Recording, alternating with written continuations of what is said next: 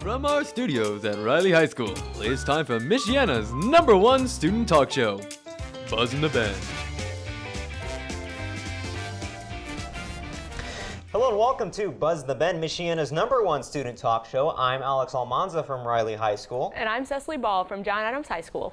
This month, Sesame Street turns 50. For 50 years, Big Bird, Elmo, Cookie Monster, Bert, Ernie, and the rest of the Sesame Street gang have been an integral part of many children's lives, helping kids sing, count, spell, and live a kinder existence. Earlier this month, Sesame Street took a trip down memory lane with a special anniversary edition hosted by Joseph Gordon-Levitt. A legendary children's program kicked off season 50 with all new episodes on Saturday, November 16th on HBO. Have you ever had like a favorite character from Sesame Street? It's been around for like so long. Yeah, exactly. I mean, I guess it would be Cookie Monster because he likes cookies and I like cookies. Oh, you like cookies? Yeah. You know, I always liked Big Bird, but when I was younger, I always thought Big Bird was very scary. He is kind of scary. And He's really heard big. one of our technical production assistants actually remember seeing that he was like a puppet, and he was so scared. It's like, not real. Students from the Human and Social Services CTE program are helping the community by providing toiletries to the Food Bank of Northern Indiana and toiletries to the YWCA. Let's take a look.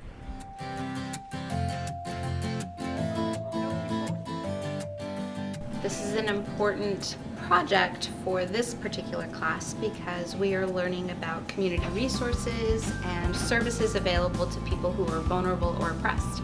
Our classes have decided that they're going to compete with one another to provide a toiletry drive to benefit the YWCA or the Food Bank of Northern Indiana. And whoever can collect the most is going to be the winner.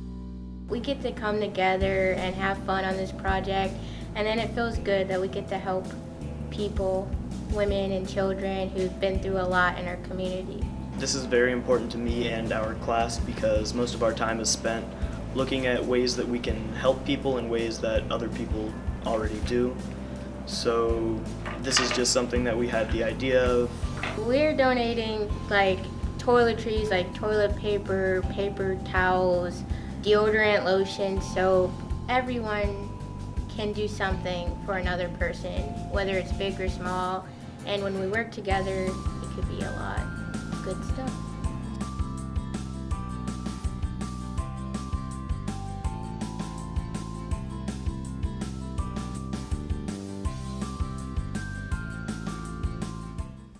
And it's a great time of year to get started with donations, especially since it's getting colder and a lot of families are in need. What are some experiences that you've had, especially with donations of canned goods and food items, clothes? I think it's a great thing. I mean, my family donates food and clothes like almost every year, at least to our church. And a lot of things they tie in with Thanksgiving, a great time to be thankful. Exactly.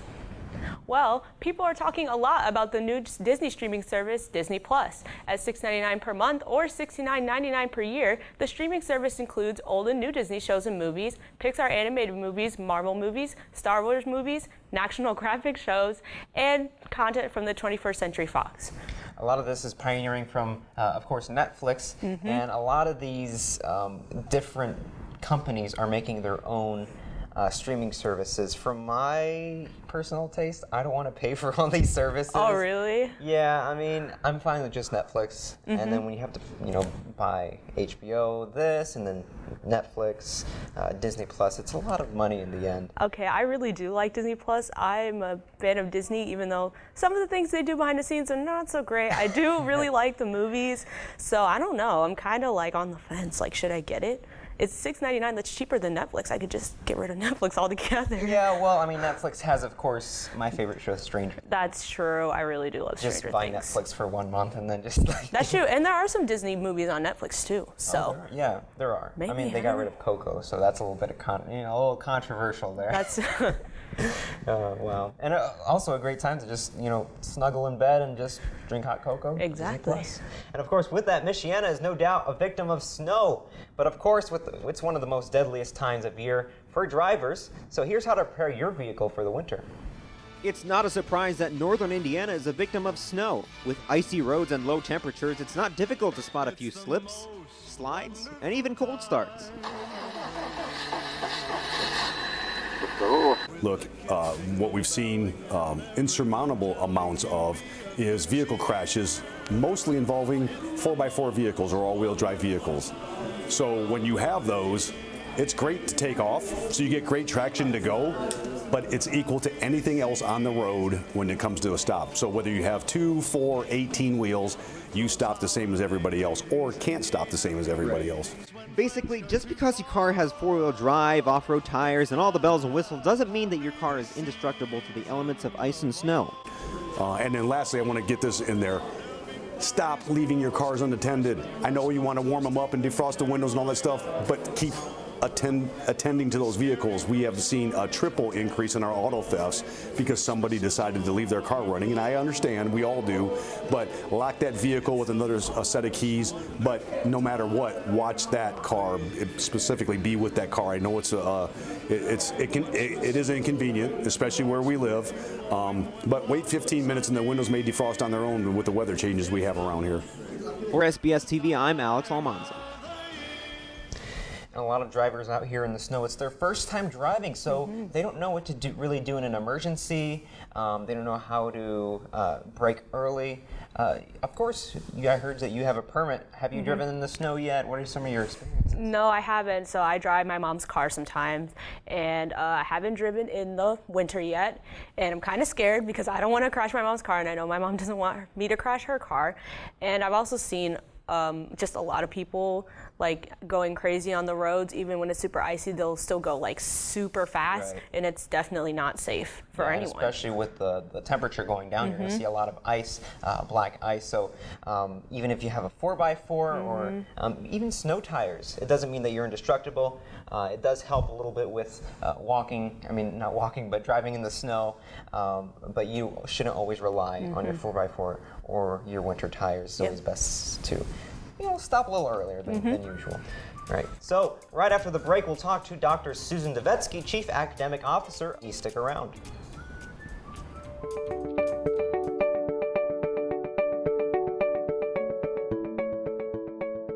It's basically a tool and die, basic tool and die class for machinists, tool makers, die makers, mold makers. We do a lot of engineering work in here. Well, I got into this program because I took AutoCAD last year, and when I wanted to do auto mechanic, it wasn't open to take. So they gave me an option of CNC machining, which was more hands-on, cutting steel, learning a bunch of basic math and breaking down little pieces of steel down. This is a grinding machine. Pretty much, it just gives it a finishing touch. I recommend you CTE because it is a hands-on career. You could be organized and have a lot of production out of this. You can go higher into college with this. If you're really interested in it, you can go for a master's degree, make more money, become more part of a big-time company. The industry out here is, they're dying for young people to come in, go to work for them. They make really good money, or go into Ivy Tech's machining program. I would recommend anyone that's looking into engineering or looking to work in a machining shop take this class because it gives you all the basic skills you need to succeed in anything that you would like to choose in that field. You're not just stuck in a classroom all day like you are the rest of your classes. You're out here, hands-on stuff, basically, and you get to know new people. You get to meet a lot of different people, different opportunities, and you should definitely give this CTE a try.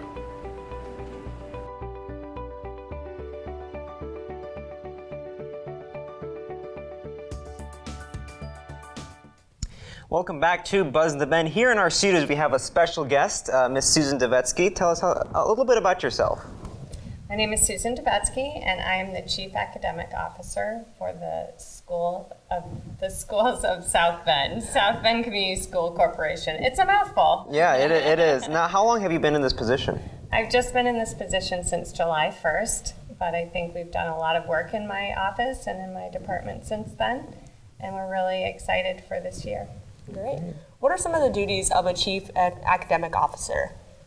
My My main responsibility is in academics and curriculum, so I'm responsible for the coursework, the supplies, resources that are provided. Teachers and principals all sort of fall under my domain. I don't directly supervise each and every one of them, but that's sort of the department that I'm in. Great. Now, what are some of the duties of a chief academic officer with the South Bend Community School Corporation? What are some of the daily tasks that you deal with? So I do a lot of meetings, which actually I really enjoy, because I really enjoy meeting and talking with people, students, teachers, principals, and then a lot of community partners as well. So I might meet with the library or the Y or the Chamber of Commerce, and we talk about ways that the community can best support the schools and best support our families. Right, so a lot of work involved and a lot of moving around. Now, of course, this probably does come with a lot of challenges. What are some of the challenges that you do face? I think the challenges are not dissimilar to other large urban districts. We have a lot of students, just numbers-wise. We have a lot of families that we work with. We also have a lot of families that move around a little bit. That's a challenge. I think we love the diversity of our students in terms of race and ethnicity and socioeconomic status. I think we're really have just a beautiful range of every kind of representation in this area. That also comes with some challenges, as most people know that have worked in diverse communities. So challenging our brightest students, working with some of our students that struggle, all of those ways in which we find that diversity presents itself to our schools are definitely a gift and a challenge. So we want to meet the needs of every learner and every family, and that means a lot of different things to different people. So it can be a challenge, but it's an exciting one too. Right, and like you said, exciting. What are some of the highlights of your job? What do you favor the most, or what gets you up every day, and in the office space? I love the idea of being able to offer new and exciting programs that will resonate with our students and our families and provide things that they're looking for, whether that's more of a holistic goal like a social emotional curriculum, or whether it's an academic focus more specifically like a new literacy program. Those are the things I think that I find really exciting, because I like to see students and families excited. When I'm in a school and a student has a new book that they really like, that excites me, because I think I was a little small part of that. So that's really fun for me. Right. And another thing that we've seen, especially with CTE, is that it's a very popular program that's implemented within the South Bend schools. What are some of the, how do you plan to meet the demands of incoming students, especially since it's expanding? Is there any possibility that CTE will eventually expand and maybe to their own building, or how do you plan to do that? CTE is an exciting part of our offerings, and seeing it here today has been exciting for me. And we offer, again, such a wide range of opportunities. I would love to offer more. I know the corporation would love to offer more. I think it's a challenge because of space and teachers and quality resources. But it's definitely something that we would love to work on with our families and with our community. Great. I think CTE is a good example of a really nice community connection. All of the CTE programs really interact and interface with community partners, which we're really excited about. So the more we can kind of streamline and work systematically with those folks to get more offerings, we're happy to do it. That's awesome. How do you think the school corporation will change in the future? And how do you think you'll be a part of the change, I guess? I think the school corporation is changing to meet the needs of families that are changing and meet the needs of students that are changing. Obviously, technology is a huge piece of that. We rolled out Google Chromebooks to everyone last year, and that was an exciting and also challenging experience. I wasn't here for the very beginning, but now I'm working on it, obviously, with our IT department and our teachers and our teacher leaders and principals. So I think technology is probably one of the biggest things. Obviously, again, meeting all the needs of our various students and our families, as diverse as they are, will continue to be a challenge, and one that is exciting and one that we're really happy to be faced with, because that's the work we're in. We're here to work with families and to work with students. Right, and you know, the great thing that I noticed about CTE is that a lot of these teachers are actually working professionals. They've been working out in the field, you know, for years and years, and now they're finally bringing that education that they gained into the classrooms. So I think that's really cool, right? That now, is very cool. Is there anything else that you might want to add that maybe we didn't catch? I think that CTE is a good example, as I said, of our community partners really coming in and working with us side by side. And I think the more we can involve the community in our challenges and our successes, the better. We hear a lot about the challenges we face in the schools today. We also have some great successes, and I hope that we can partner with the community to celebrate those and to shine the light on those more. Well, thank you very much. And for Cecily Ball, Alex, me, and Ms. Devetski, we want to thank you for coming on to the show. Thank you.